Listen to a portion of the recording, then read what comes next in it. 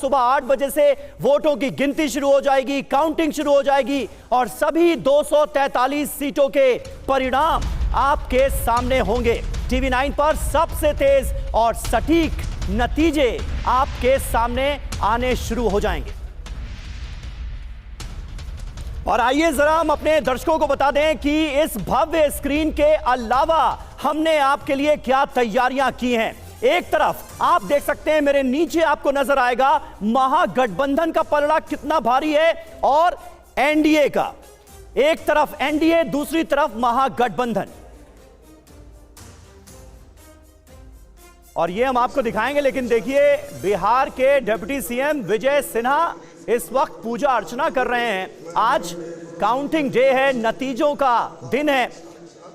जो मेहनत की गई है दोनों ही खेमों की तरफ से, आज उसका नतीजा क्या निकलता है ये जानने का दिन है। जाहिर है सबकी धड़कनें बढ़ी होंगी और पूजा अर्चना का, दुआओं का दौर लगातार जारी है, क्योंकि इस बार महागठबंधन को बड़ी उम्मीदें हैं। तेजस्वी यादव बड़े कॉन्फिडेंट नजर आ रहे हैं। दूसरी तरफ अपने 20 सालों के काम के दम पर एनडीए ये दावा कर रहा है कि प्रो इनकम्बेंसी है, लहर है नीतीश कुमार के नाम की। यानी जो दावे महागठबंधन की तरफ से किए गए थे उसके बिल्कुल उलट तस्वीर पेश करने की कोशिश की जा रही।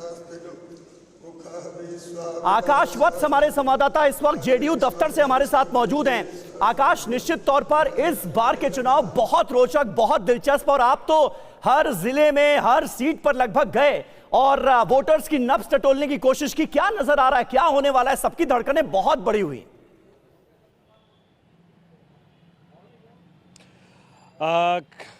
महागठबंधन के तरफ से लगातार कहा जा रहा है कि हम जीत रहे हैं। कल रात को भी तेजस्वी यादव जब प्रेस कॉन्फ्रेंस करने आए, उन्होंने एक बैठक बुलाई। बैठक के बाद मीडिया के सामने आए और उन्होंने कहा कि हम बहुत आसानी से जीत रहे हैं। मुकेश सैनी ने तो निमंत्रण तक दे दिया कि आप लोग 18 तारीख को आ जाइएगा।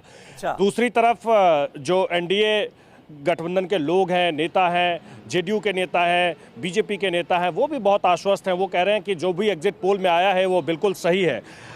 एक बार पहले तस्वीर देख लीजिए, ये जेडीयू का दफ्तर है। दफ्तर अभी हालांकि सन्नाटा पसरा हुआ है। हो सकता है कि जेडीयू के नेता जो एग्जिट पोल है उस एग्जिट पोल को बिल्कुल सीरियस ले रहे हों और इसीलिए अब तक वो यहाँ कोई पहुँचा नहीं है।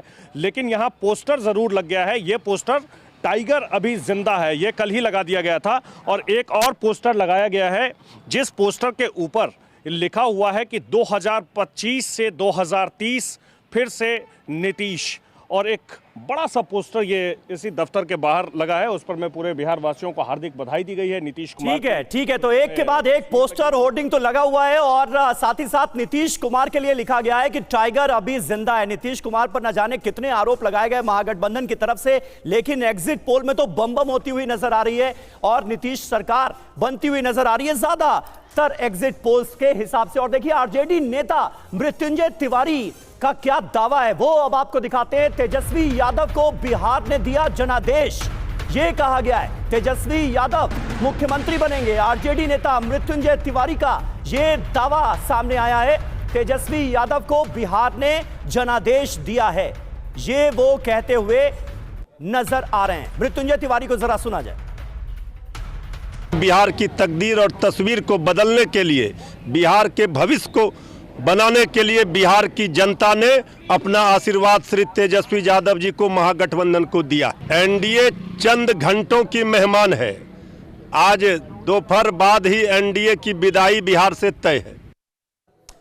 तो आप देखिए एग्जिट पोल में जो प्रेडिक्शन है वो दावा अलग किया गया है, लेकिन मृत्युंजय तिवारी को आप सुन रहे थे, आरजेडी नेता को सुन रहे थे और वो ये बोल रहे हैं कि एनडीए की विदाई तय है। हमारे साथ अकुश श्रीवास्तव सर क्या लग रहा है आपको?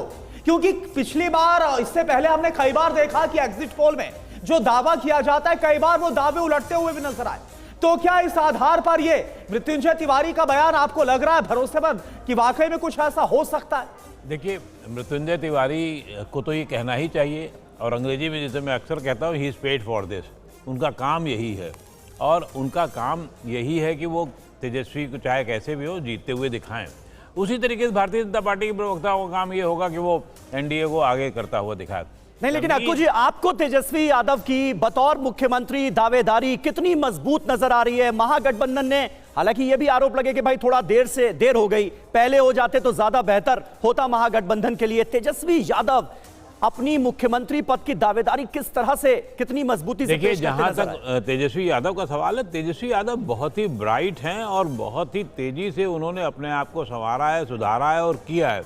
इमेज बदलने की भी कोशिश की गई है, लेकिन वही आरजेडी के कुछ मीडिया प्लेटफॉर्म पे जिस तरीके से कट्टा लेके चलिए, कट्टा लेके मारा, तो वो बहुत खतरनाक होता है। जब परसेप्शन बदलने की कोशिश होती है, उसमें अगर कोई फुलझड़ी लगा देता है तो दिक्कत होती है। यही तेजस्वी यादव था। लेकिन तेजस्वी यादव मुख्यमंत्री बने ना बने, उनका फ्यूचर बहुत ब्राइट है, अभी उनके पास बहुत लंबा समय है।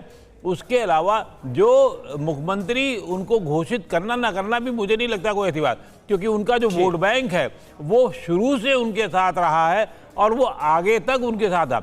एड ऑन कितना होता है, असली खेल उनके साथ में ये होगा कि उनके वोट बैंक में जो उनका पेडेस्टल था 27-28-29%